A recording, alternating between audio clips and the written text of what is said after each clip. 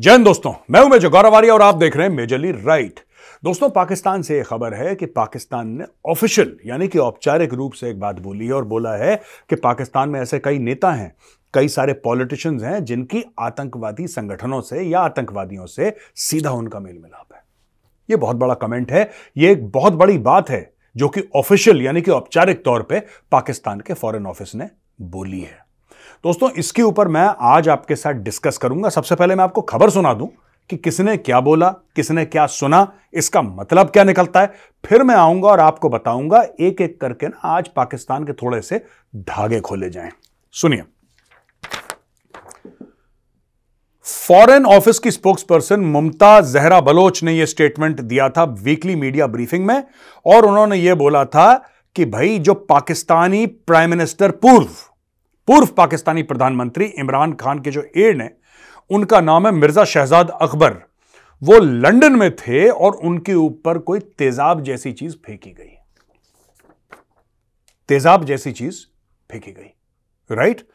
तो इन्होंने बोला, तो फॉरेन ऑफिस ने बोला कि नहीं भैया, हम ऐसे कोई काम नहीं करवाते, हमारी पॉलिसी नहीं है कि अपने ओन नेशनल जो हमारे लोग हैं हम बाहर जाके उनको टारगेट करें।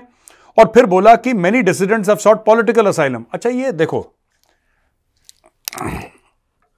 उनका ये कहने का मतलब है कि जो लोग हमसे पॉलिटिकली अग्री नहीं करते, उन लोगों ने पॉलिटिकल असाइलम यानी कि वो शरणार्थी बन गए यूके में या और देशों में। अब दोस्तों, हम आते हैं इसका जरा एनालिसिस करते हैं आपके साथ बैठ के, आपको मजा आएगा, वीडियो एंड तक देखिएगा। देखिए, ऐसा होता है, पाकिस्तान में जो चुनाव हार गया, ठीक है, वो पुराने टाइम का जैसे नहीं होता था कि दो लड़के लड़ते थे राजा के, कि राजा कौन बनेगा, बाप निपट गया, अब कौन राजा बनेगा। जो हार जाता था उसका सर कलम कर दिया जाता था, वो जान से मार देता था अपने भाई को। मुगलों में तो ऐसा बहुत देखा गया है कि सगे भाई को निपटा दिया। कहने की बात यह है कि पाकिस्तान में आज भी पॉलिटिक्स ऐसी चलती है। जुल्फिकार अली भुट्टो को फांसी चढ़ा देते हैं, उसकी बेटी बेनजीर को बम से उड़ा देते हैं, नवाज शरीफ को बाहर फेंक देते हैं, 10 साल बोलते हैं कि बेटा तू 10 साल बाहर चल, फिर आता है तो फिर उसको जेल में डाल देते हैं। परवेज मुशर्रफ को बोलते हैं तू बाहर चल, ठीक है। और शहबाज शरीफ बेचारा कैसे बच गया मुझे नहीं पता, लेकिन उसके पहले वाला इमरान खान नियाजी आजकल कहां है भाई? Where is Imran Khan Niazi? Jail के अंदर। तो कोई Pakistani ex prime minister normal life नहीं जी सकता। जरदारी भी जेल गया है, प्रेसिडेंट था वो पाकिस्तान का, वो भी जेल में रहा है, और आई थिंक 10 साल से ज्यादा जरदारी जेल रहा है, if I am not mistaken. अगर मैं गलत बोल रहा हूं तो पाकिस्तानी भाइयों बहनों जरा कमेंट सेक्शन में लिखना कि मेजर साहब 10 साल नहीं, वो तो 12 साल जेल में रहा था, आपने गलत खबर छाप दी। अच्छा, अब हम आते हैं मेन चीज पे, यानी कि पाकिस्तानी स्टेट का यह कहना कि साहब हमारे जो टेररिस्ट संगठन हैं उनके, यानी कि पाकिस्तान के अंदर जो टेररिस्ट संगठन है उनके पाकिस्तानी सियासतदानों के साथ उनके राब्ते हैं, यानी कि पाकिस्तानी जो पॉलिटिशियंस हैं, राइट, उनके जो राजनेता हैं, उनका टेररिस्ट संगठनों के साथ उनका उठना बैठना है। देखिए दोस्तों, ये पता नहीं अजीब सी बातें कर रही है लेडी, एकदम मुमताज जहरा बलोच जो भी इनका नाम है, ये खातून जो है, ये अजीब और गरीब बातें कर रही हैं। पूरे पाकिस्तानी स्टेट का लेना देना है टेररिज्म से। अब मैं आपको इनके धागे, मैंने बोला था ना, मैं इनके धागे खोलता हूं। ओसामा बिन लादेन पाया गया पाकिस्तान में, सब पता है आपको, right. Osama bin Laden Pakistan में पाया गया, एबटाबाद पाया गया, यह भी आपको सब पता है कि he was found in Abbottabad. 6 साल के लिए वहां पे रह रहा था, आराम से डेली बिरयानी कोरमा तोड़ रहा था, यह भी आपको पता है, ठीक है जी। अब चक्कर यह है कि किसकी शय में रह रहा था? पाकिस्तानी फौज की शय में रह रहा था, राइट। पाकिस्तानी फौज की शय में रह रहा था, आईएसआई की, वरना ऐसा कैसे हो सकता है? देखिए, मैं आपको एक बात बताता हूं और यह बात आपको बहुत फनी लगेगी जब आप सुनेंगे, और मैं आपको समझाता हूं आपको क्यों फनी लगेगी। अच्छा दोस्तों, अमेरिकनों को पता लगता है कि ओसामा बिन लादेन एक घर में है। यह स्टोरी है, ये बिल्कुल एक खतरनाक हॉलीवुड फिल्म टाइप की। उनको यह पता लगता है कि ओसामा बिन लादेन इस घर में, एक लंबा सा आदमी 6 साढ़े 6 फुट का इस घर में जा रहा है, और ये इमेज आपने ड्रोन से ली, सैटेलाइट से ली, जो भी बकवास आपने करी, आपको पता लग गया। अमेरिकन आते हैं, अमेरिकन 45 मिनट से लेकर 1 घंटे का ऑपरेशन करते हैं, जिसमें वो गोली भी चलाते हैं, जिसमें वो प्लास्टिक एक्सप्लोजिव यानी कि C4 का भी इस्तेमाल करते हैं, जिसके अंदर उनका हेलीकॉप्टर भी क्रैश होता है, ठीक है। वेपन का तो आपने समझ लिया कि ये बंदूक है, इसमें साइलेंसर लगाए तो आवाज नहीं आएगी गोलियों की, साइलेंट आवाज आएगी, लेकिन कोई ऐसा साइलेंसर या उसका बाप नहीं बना जो कि बारूद के धमाके को दबा दे। वो भी प्लास्टिक एक्सप्लोजिव। उसकी तो प्लास्टिक एक्सप्लोजिव की तो आवाज ही अलग से आती है, बड़ी शार्प सी आवाज होती है प्लास्टिक, या आरडीएक्स की, जिसकी भी हो, राइट। ये उन्होंने करा। हेलीकॉप्टर का क्रैश हो गया, हेलीकॉप्टर में भी साइलेंसर लगा दिया था कि जब वो जमीन पर गिरेगा और क्रैश होगा आवाज नहीं आएगी। ये सब हो रहा है दोस्तों एबटाबाद में, ये सब हो रहा है एबटाबाद में। और एक बंदा ट्विटर पे पाकिस्तानी अपनी छत पे खड़ा होकर लाइव कमेंट्री दे रहा है। गूगल पे देखिए, एक पाकिस्तानी लाइव कमेंट्री दे रहा है कि सामने ये हो रहा है, ये हो रहा है, ये हो रहा है, सामने हो रहा है। लेकिन पाकिस्तानी फौज नहीं आई, पाकिस्तानी पुलिस आ गई वहां पे, पाकिस्तानी पुलिस आ गई वहां पे, पाकिस्तानी आवाम इकट्ठा हो गई वहां पे, लेकिन पाकिस्तानी फौज नहीं आई। वहां से जो, जैसे हमारी आईएमए है, इंडियन मिलिट्री एकेडमी देहरादून, जहां पे ऑफिसर्स ट्रेन होते हैं आईएमए, उसी प्रकार से पाकिस्तान में पीएमए है। पीएमए वहां से कितनी दूर है? 800 मीटर, 1 किलोमीटर भी नहीं, 800 मीटर। यानी कि हवाई जहाज, यानी कि हेलीकॉप्टर, माफ कीजिएगा, हेलीकॉप्टर के रास्ते 3-3 हेलीकॉप्टर आते हैं पाकिस्तान के अंदर अफगानिस्तान से। वो उनके रडार में नहीं दिखते, उनको पता नहीं लगता। दुनिया की जो नंबर 1 फौज है, नंबर 1 नहीं, नंबर 1, इस फौज को पता नहीं लगता।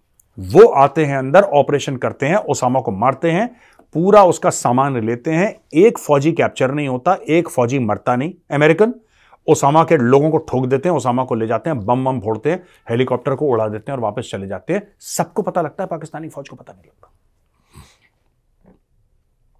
सोचिए ड्रामा क्या चल रहा है पाकिस्तान में।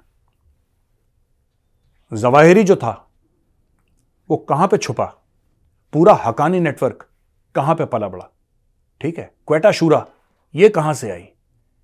तो दोस्तों, ये कहना कि पाकिस्तानी पॉलिटिशियन हैं, उनके जो राब्ते हैं या उनके ताने बाने किसी दहशतगर्द तंजीम से जुड़े हुए हैं, तो पूरे पाकिस्तानी स्टेट के दहशतगर्द तंजीम से जुड़े हुए हैं यार।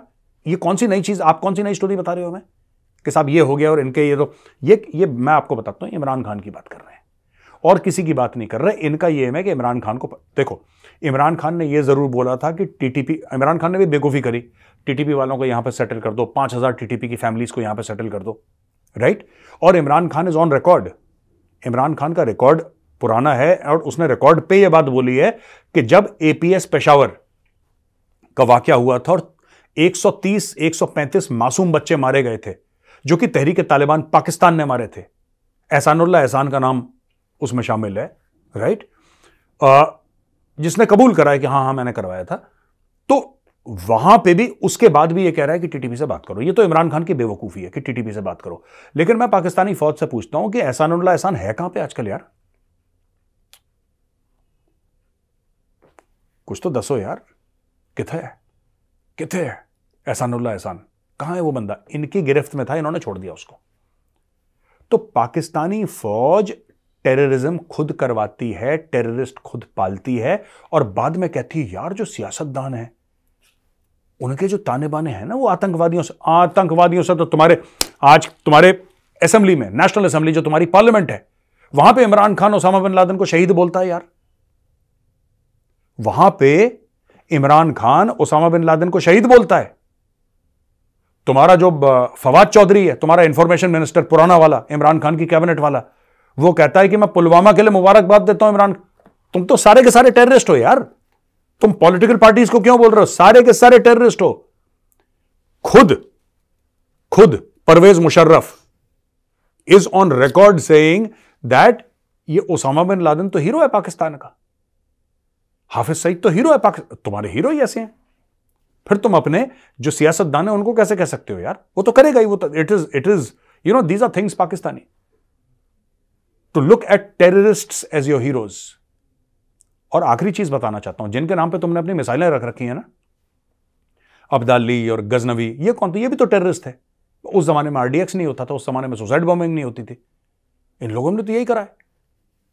तुम तो इनके बड़े वो हो यार, बड़े एडमायरर्स हो कि तो बहुत अच्छे थे, इन्होंने हिंदुओं को मारा, ये तो बहुत अच्छे थे, इन्होंने तो सोमनाथ का मंदिर तोड़ दिया, ये तो बहुत अच्छे थे, राइट। इनकी तुम तारीफ करते नहीं थकते, अपने बच्चों को पढ़ाते हो तुम कि ये लोग तो इन्वेडर थे, बहुत अच्छे थे, बहुत तीस मार खान थे इन्वेडर, राइट।